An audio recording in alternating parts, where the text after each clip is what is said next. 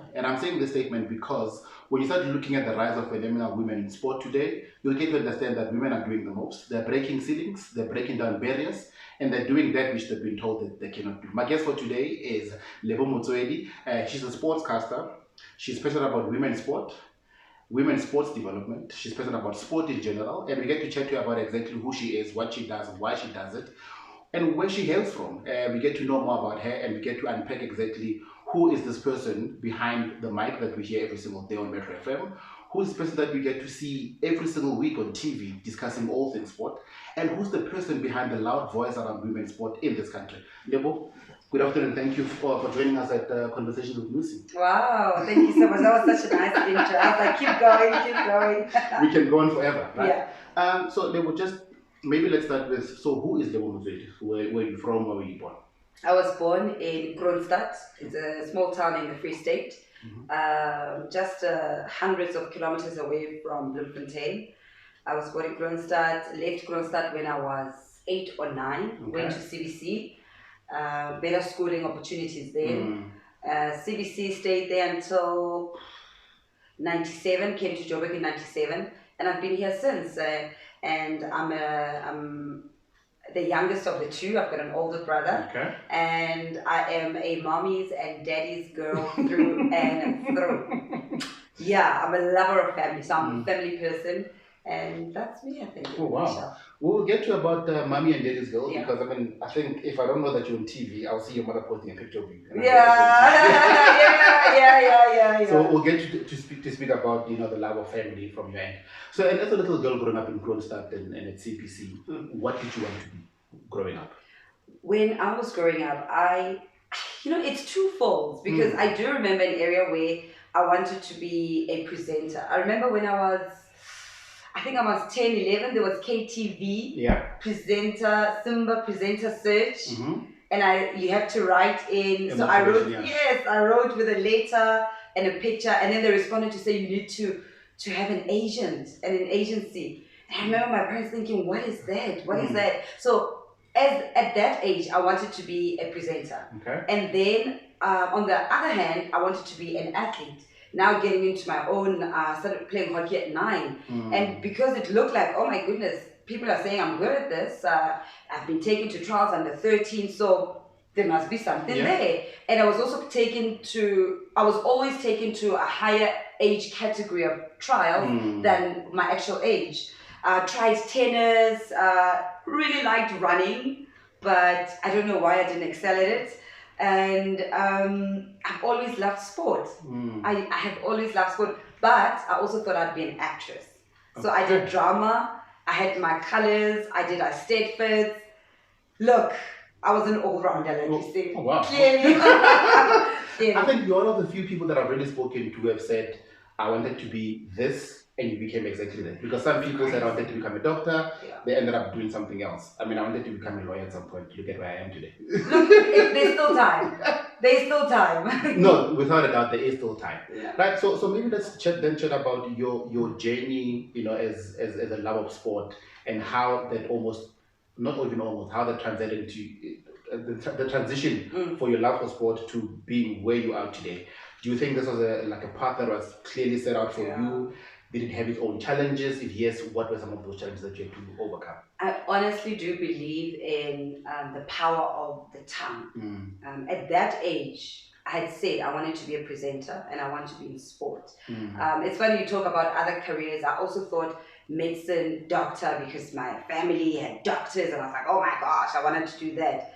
However, the path then led me to a stint at Generations, which is still in broadcasting, and then leaving a Generation studio at SABC, someone saying we're looking for sports presenters. Literally, that's what happened to my career. And I'm just like, no, I'm not really interested. No, take my number. I was like, no, you take my number. If you think I look like the part, called me. I went to audition, got the job on the spot.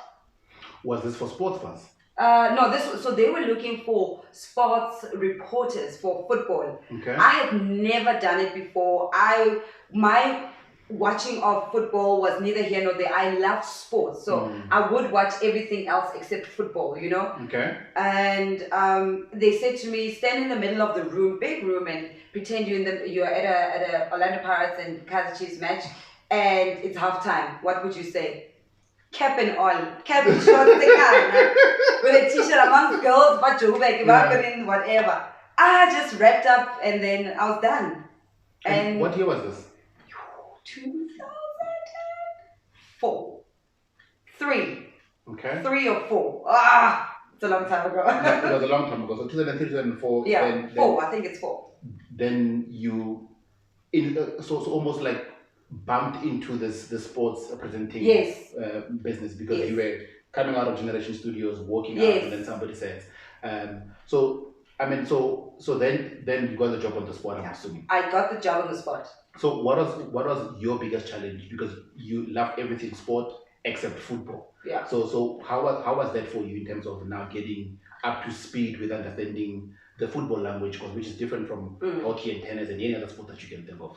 It's crazy because people always think of me as a football person, but I've done Olympics, I've done Paralympics, I've done the biggest sporting events in the world I have done before I moved to football. You know what I mean? So I've done pedal talk, and I worked with David O'Sullivan on pedal talk. I've worked with Dwayne DeLocca on pedal talk, traveling the country doing the Cape Marathons, doing athletics meetings, every single Comrades Marathon, the JNB Met. I did the first time learning about horses and horse riding and not even horse riding, but horse racing with David. Yeah. So I had been exposed to so much sport that it was for me a natural progression from sport to football. That's when Sport on 2 was now, I think, coming to an end, and they said, are you okay with now doing football? And I thought, it didn't look like anything out of the norm. It's sport. It's sport, still sport. And I still say the same thing to people because they're like, oh my gosh, do you enjoy football? I'm like, I don't enjoy football. It's not, I don't watch it with the same eye as a fan. Yeah.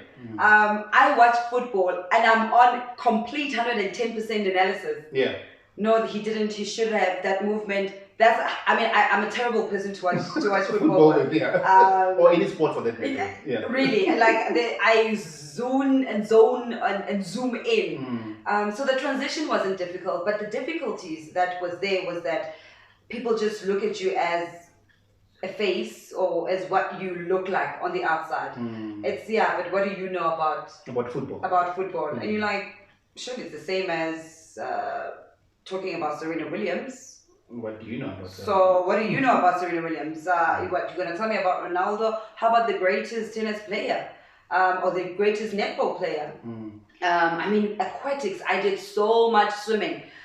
So for me, football it's another sporting code. Yeah, it's my passion is sport, and it by far supersedes what football is. Yeah. And your love for sport, are you from a sporting family, or was it just something that you just happened to be passionate about as a little girl growing up? No, I can't say I'm from a sport-loving family. My dad is a football fanatic. Okay. Staunch Orlando Pirates fanatic. Like, you can't tell him nothing. He doesn't even discuss, funny thing, he never discusses football with me. I have never. Can you believe it? Everything that's probably made me a little bit famous, my dad, he's not, as far as he's concerned, like, you just his little girl. Yeah, football. How am I going to be chatting football to him? I mean, so what was the question again? You see? So the question was, your love for sports. Yes. So that came from wanting to be an athlete. I respect how athletes live their lives, the discipline, and they're constant. You have to be on the edge. I love it, and I still do.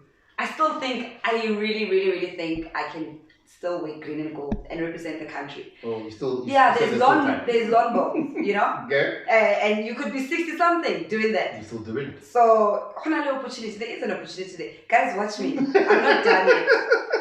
I am not done yet. Okay, so then you got into a space where you started winning awards, right? Yes. So 2005. Yeah, 2006. Yes. You then the SABC Newcomer of the Year award. How did that come about, and how was that for you? How did you receive that? I was very young. To be quite honest, I didn't even know what was happening when I won that the Merit Award for Best Newcomer. I was just going to an award show. I think I went with my mom. My name was called up. I was like, so no one briefed you? No. Okay. I knew that I was nominated, but back in the days, I think when I started, which was really nice, someone was doing the nomination for you. Okay. Then the awards changed to you filling out your own things, form, yeah. editing your own stuff. Nobody got time for that, you know. But if you work with people that do it for you, because it goes towards the organization at the end of the day. Yeah. So that was amazing, and then the Women in Sports Awards also the following year. Yeah, started coming through from the former Minister of Sport, his acknowledgement of my work and my efforts and what I do when it comes to women in sports. So I didn't know though that was what I was doing. Look, I think the world is watching, and I think the world recognizes great work when they see one. You might not be doing it for the accolades, you might be doing it because of the passion, but some people then still believe that you need a pat on the back just to say, well done, congratulations, we see the work that you're doing. So now, I mean, when you started in the business, there were literally a handful of women that were doing sports. That's true. Right? So when you look at where you were when you started versus where you are today, one, do you think enough has been done to ensure that we bring in a lot of women to the fore as sportscasters, or do you think a lot can still be done? It's a difficult question. That I'm one that believes in excellence. I believe you need to work to be in a certain position. So the minute when I see positions that look like quotas, I frown upon it. It's not something I get excited about. So I don't want you to put women there or to put me there to say, no, we need a female. Otherwise, it's an all-male panel. So then you're a quota. You're a quota. Yeah. And it's sadly what started happening a lot in our industry. You saw a lot of women. Some were not really passionate. Some just thought it's a nice job. You're surrounded by football players. And some are really passionate about the sport. Some have studied. Some are journalists. So it's touch and go. I still would love to see an environment where work speaks for itself. Yes, the women that are there today have worked for it, you know.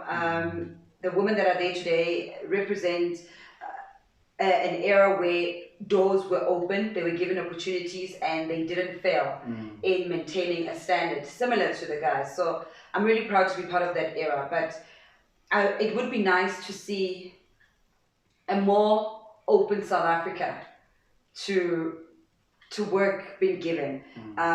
Men, women, different colors, nobody being marginalized. So I'm really all about that. So we should not put people there just to tick a box. We should put people that are qualified and passionate about what they want to do. You have no idea how much that makes me so upset. Like you see it on TV, and this is how I watch.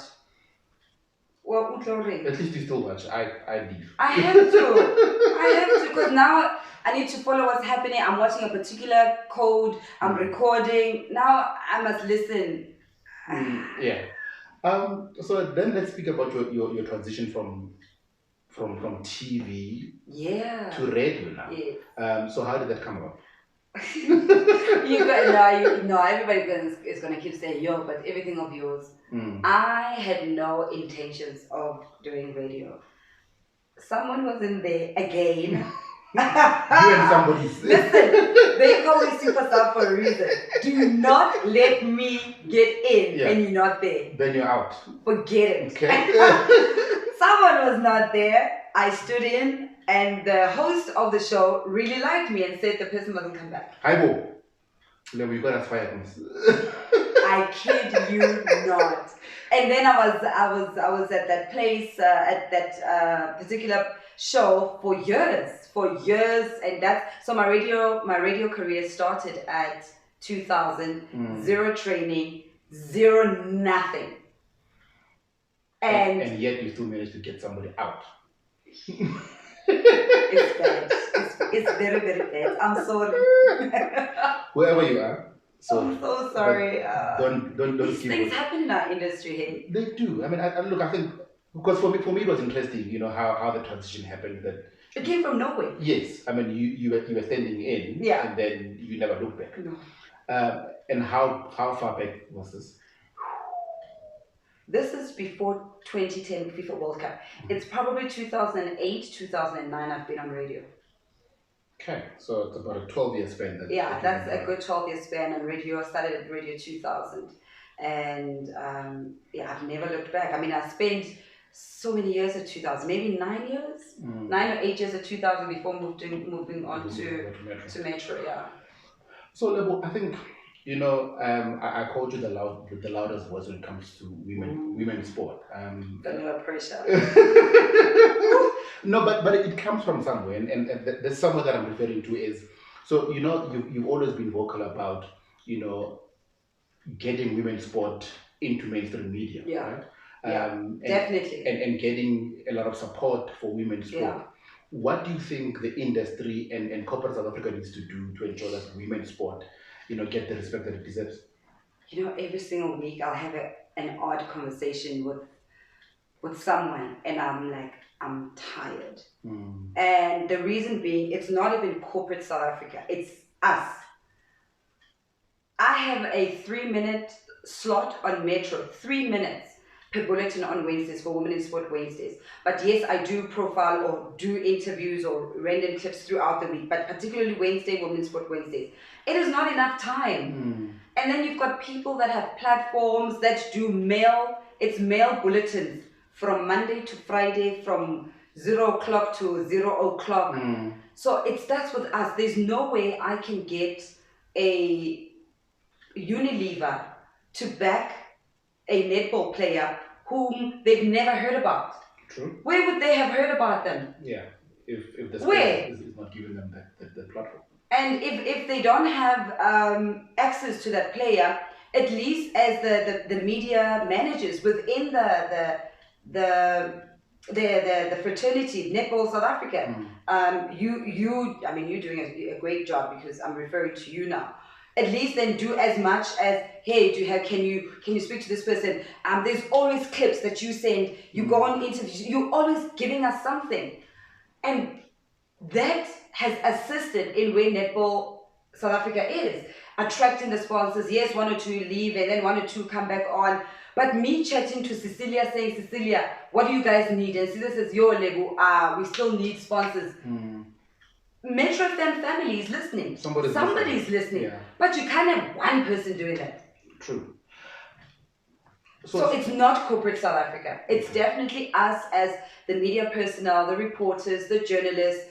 When last did you see a story about South African athletes on newspapers? I know we don't even read newspapers. Yeah. Ah, man.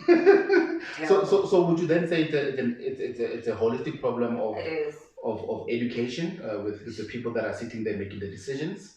Is it an issue of educating the athletes themselves about how to brand themselves up, how to present themselves?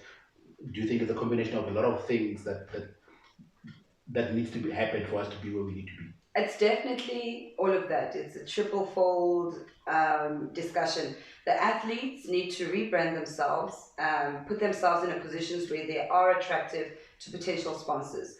And the others will say, yeah, but I don't feel like doing an interview. And my thing is always, this is not about you. It's not about you not feeling like talking to me now. You don't sound proper on the voice note you send me. Please, and I write what to say, say it convincing enough, excited enough, someone is listening. So it's the athletes, it's the platforms that we have. I mean, I even wrote down a mini proposal to say, I'm at the SABC, can we have it? I don't know what I want to see this happen for me. We need to have a mandate that says with every single bulletin across the how many stations, even the Radio 2000s, the RSGs, the SAFMs, however many radio stations, every single bulletin needs to have a women in sports story. The day I see that becomes a policy, yes, I'll sing and I'll record. And I don't know. And then let's speak about and I think you've laid a very great foundation for my next question.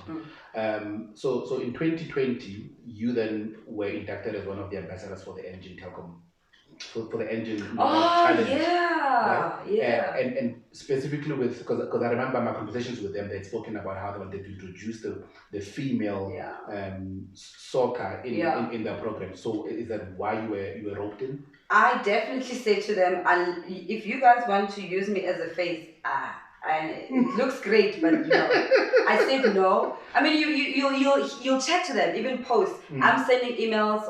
I'm even saying yes, but what's the point of having famous people on this as an ambassador and they're not doing anything? Yeah. I want to see the change. I want to attract the people. So I want the line from myself to whoever's in charge of this region, that I want to be able to say how many women entrants or women athletes came through to register. There's no point in me just tweeting. Yeah. Forget it. If you just want me to tweet, I don't want to be part of it. So I was really passionate about that, and they definitely they definitely know. Yeah. Look, I think because I remember my conversations with them in 2019 were really around what they wanted to do in 2020 and I think Bulela had said she wanted to bring in at least 5 teams, from the different regions and these teams should be females, right? And so when I saw you there, I'm like, it's happening. Yeah. Oh yeah, it is happening. I'm excited about it. Pity COVID happened, but let's see how 2021 unfolds. I really want to see Thabiso Mosiuwa saying Palisa started here, and then Lerato also started, because he knows the history of the engine knockout so bad. So I want to hear Botsi D and Michelle and Roslyn started at this age. I'm all for that. What does success look like to you? And success in this case is and success means where you were, where you are, and where you want to be. Work-wise or just general? So success to me means having that policy within the SABC that every single sport bulletin must have a woman in sports story. Okay. For me, that's loud enough. I can't emphasize more, because the more corporate hears, the more South Africa hears, the more everybody has a buy-in. I get it. Right. Success to me means being comfortable in my skin, and not second guessing, did I say it right? Didn't I say? So I'm still very far from that. I still question, simply because you have so many eyes on you that everybody's a coach, everybody's an expert, everybody's this. Then anything that you say is scrutinized, and it's scrutinized not constructively, because nobody ever says, hey man, you said that name wrong, or actually that point was incorrect. Nobody ever says let's work on bettering you, but they're very quick to judge and scrutinize and bring you down. So success for me means comfort. It means happiness, and looking back and say, shoot, but I feel good. This feels good. It's in the heart. Yeah. I mean, we spoke about, how when you started there was a handful of you, and versus where we are today. What would you like to tell a young girl who says, I want to do what Lebo is doing, and I want to do it like she does it, or I want to do it better? What would you tell them? I like that. Every single girl that's watching, and you want to do what I'm doing, I say you need to do it way better than I'm doing. By far better than I'm doing. Shoot, the light just went down. Is it still okay for you? Yeah. Really? Yeah, let's go. Okay, far better than I'm doing.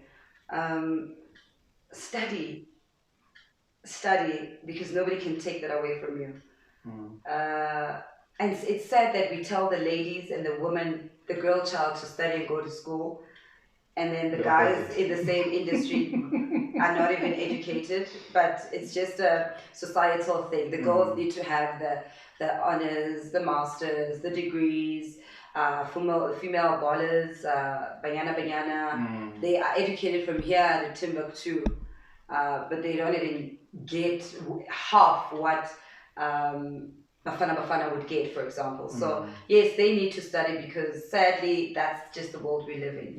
Have something to back yourself up when you're done and dusted, which is also terrible for me to say because we never tell lawyers to be done and dusted with their passions and their careers, but we tell athletes to be done and dusted. So choose whatever that you're passionate about and run with it. Sure. What is your why? Why do you do what you do every single day? Oh my God, I also don't know. You know, it's crazy because my husband will be like, but you're now working much more than when you were going into studio. I don't know, Nnusi. I don't know why I am up at 5:15 where I don't need to be in studio. When I start recording my clips at 6 and I do that for good 2 hours, take a break if I can, gym, then I am stuck on the TV for anything that's coming that's new. I've thought about it, I've asked myself, but I don't need to do this. I can just do my bulletin a bit quick, in and out. By the time 12 o'clock comes, I'm sitting with like 12 clips, 15 clips, and now I can't use all of them. Like today, I couldn't use all of them. I did some Premier League clips from last night because some of the games we showed during the weekend on the SABC Sport during the FA Cup. Didn't use them because it was just too much. It was just too much. Yeah. So I don't know why I do what I do. I think it's just love and passion. If you can explain it, good for you. I definitely can't. And lastly, when all is said and done, what would you want us to remember you for and remember you as? What is your value proposition? Sure, remember me for. I've never thought of that. I think maybe it's just general. It's got nothing to do with sport, but I'd like to be remembered for being me. I've really just always been in my own kind of lane. I've never tried to copy anyone. I don't sound like anyone. I speak my mind a little too often, and I just like to be remembered for completely just doing things the way I like, the way I want. The most eccentric way has always been my way, which is very left. And that's it. Lebo, thank you so much for your time. I wish you nothing but the best. I wish you well. May your star keep rising. May you keep shining. May you attain everything that you've always wanted to achieve.